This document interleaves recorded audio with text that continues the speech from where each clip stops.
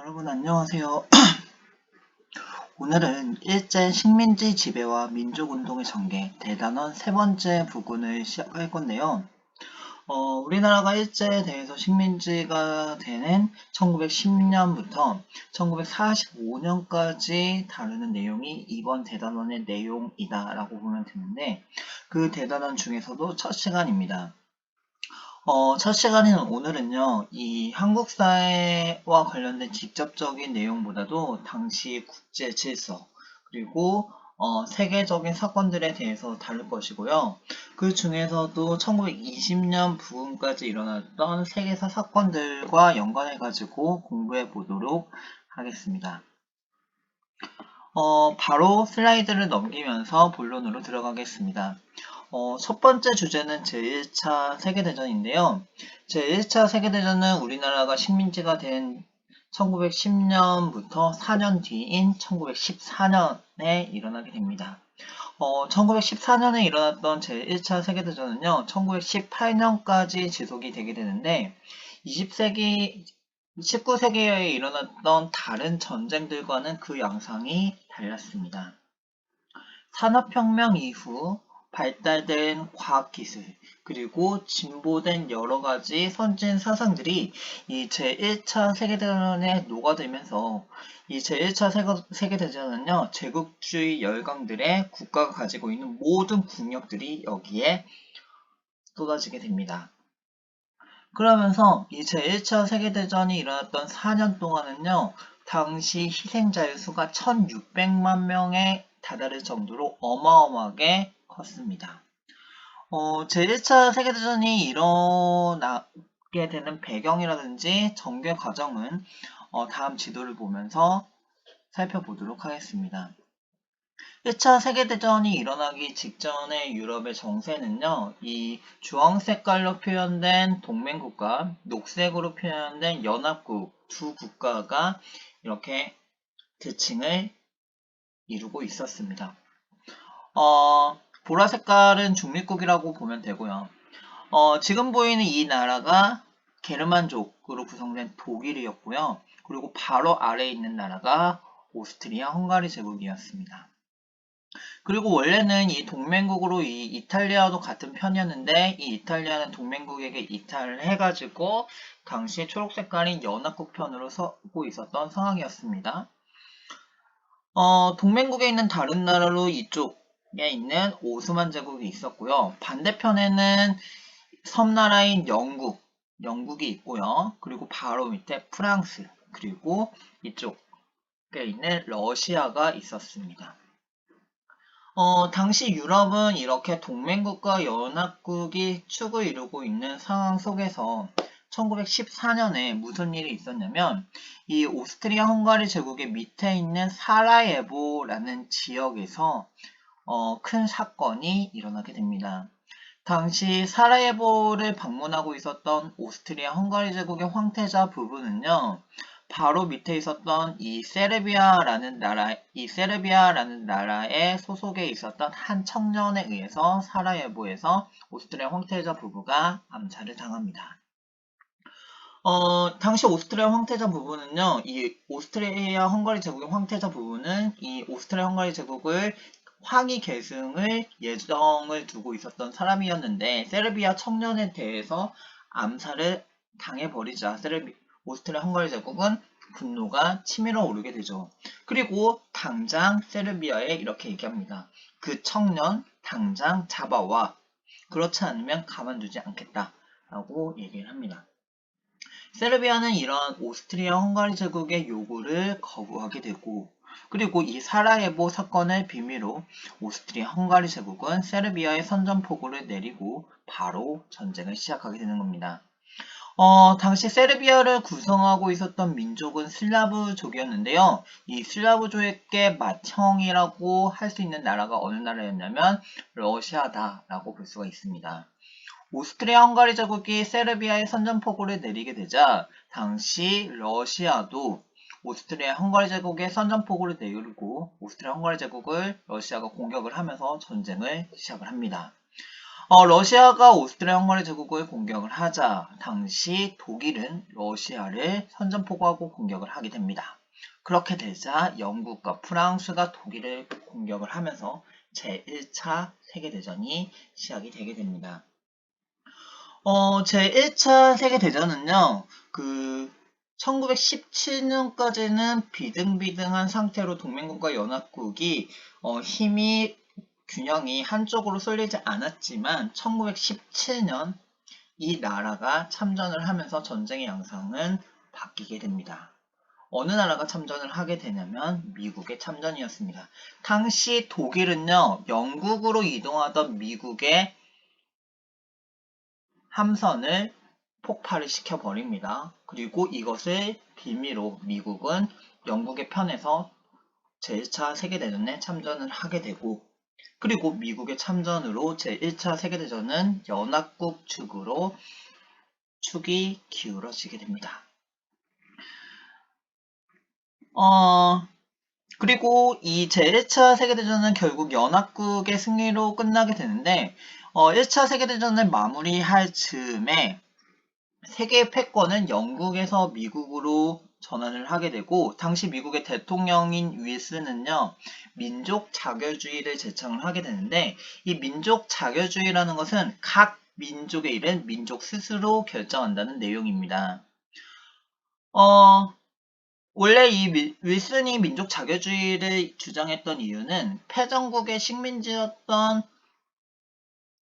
패전국인 독일의 식민지에 적용을 하려고는 생각해서 얘기를 하기는 했지만 우리나라 사람들은 윌슨이 말한 민족 자결주의의 영향을 받아서 3.1운동이 일어나게 되는 배경이 되기도 합니다.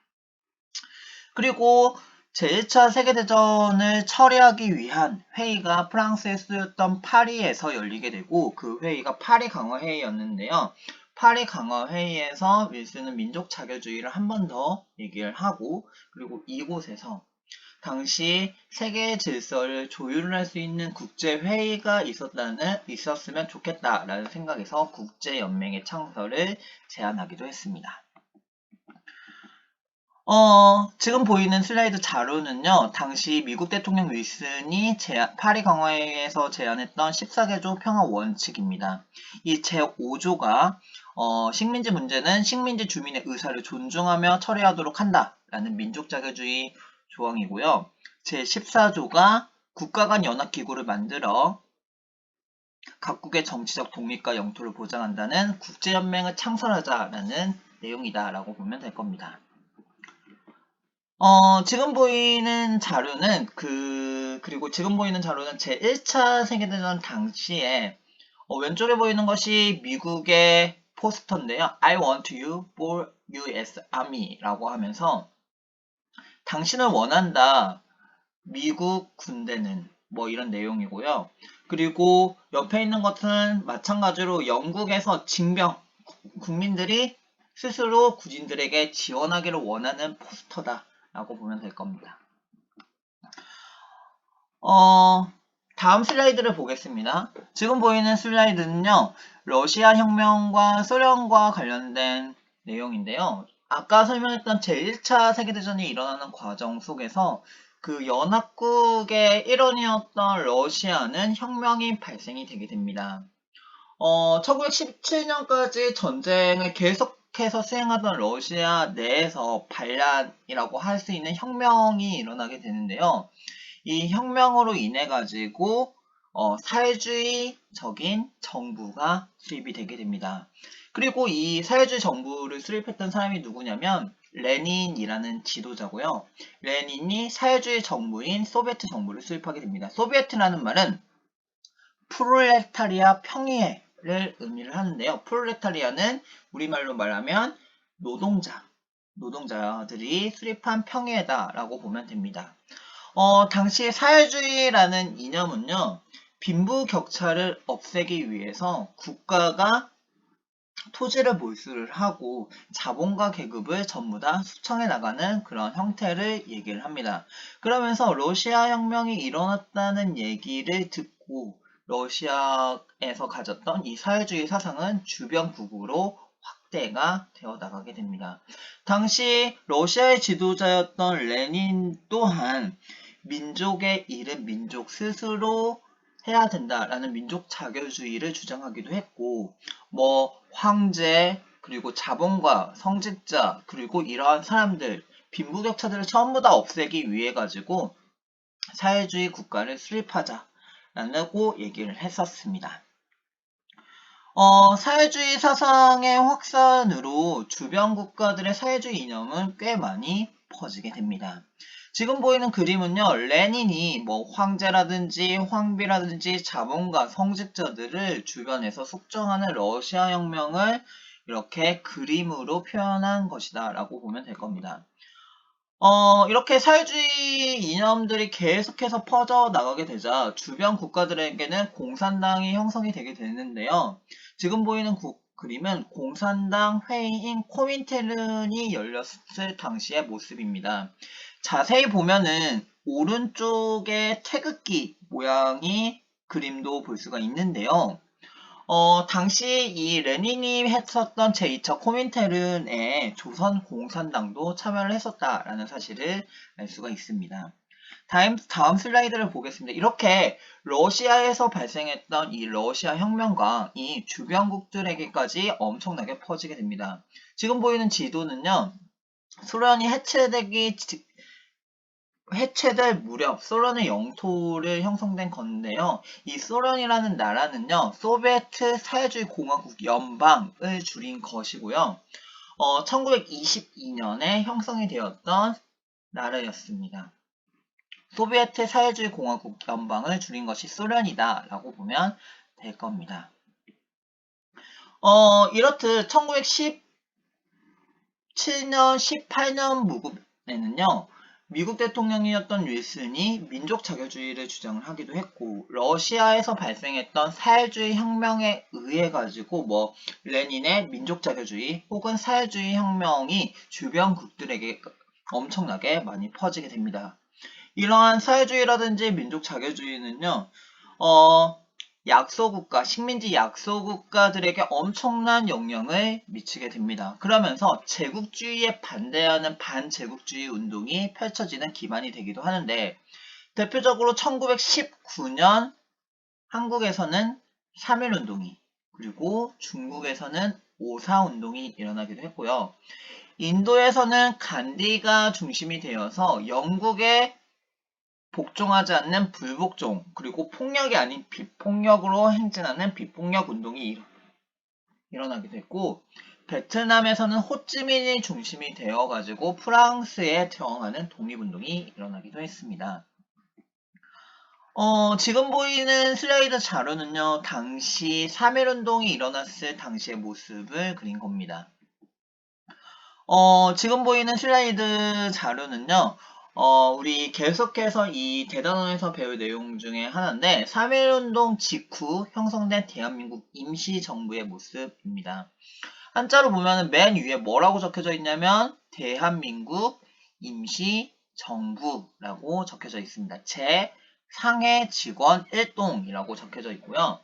대한민국 원년 10월 11일이라고 해서 대한민국 원년은 1919년을 얘기를 합니다. 사진을 보면 맨 오른쪽에 여기에 있는 인물이 김구고요. 아래쪽에 보면은 뭐 안창호의 모습도 보입니다. 지금 보이는 인물은 아까 말했던 인도에서 비폭력, 불복종을 했던 간디의 모습이고요. 당시 실제로 제1차 세계대전 당시에 연합국의 편에 인도군은 굉장히 편을 들어가지고 영국 편을 들어가지고 참전을 했습니다. 그 이유가 뭐냐면 영국이 1차 세계대전에서 승리를 하면 인도에게 뭐 자치권을 허용해 주겠다라는 약속을 했기 때문인데, 근데 영국은 1차 세계대전 이후에도 이런 약속을 지키지 않습니다.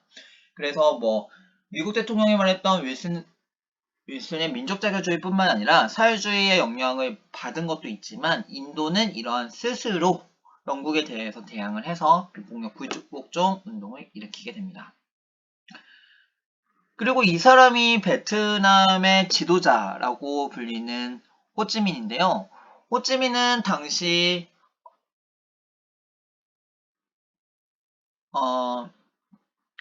베트남 공산당을 조직을 해가지고 프랑스에 대대적으로 독립운동을 실시를 하게 됩니다. 마찬가지로 사회주의 혁명의 영향을 받기도 했고 윌슨의 민족자결주의의 영향을 받기도 했습니다. 나중에는 이 호찌민이 그 해방이 되고 나서도 엄청나게 독립운동을 해가지고 베트남의 구국의 영웅이다라고 치솟는 인물인데요. 나중에는 베트남의 사이공이라는 지역을 호찌민이라는 지명으로 아예 바꿀 정도로 엄청난 인지도와 인정을 받는 인물이 이 호찌민이다라고 보면 될 겁니다. 오늘 수업을 한 내용은 우리 일제 식민지 부분 중에서 이 부분과 관련된 세계적인 사건과 관련해가지고 간략하게 설명을 했고요. 그리고 관련된 내용은 학습지와 교과서에 좀 자세히 정리가 되어 있으니까 한번 참고를 하면 되겠습니다. 네, 이상 마치겠습니다.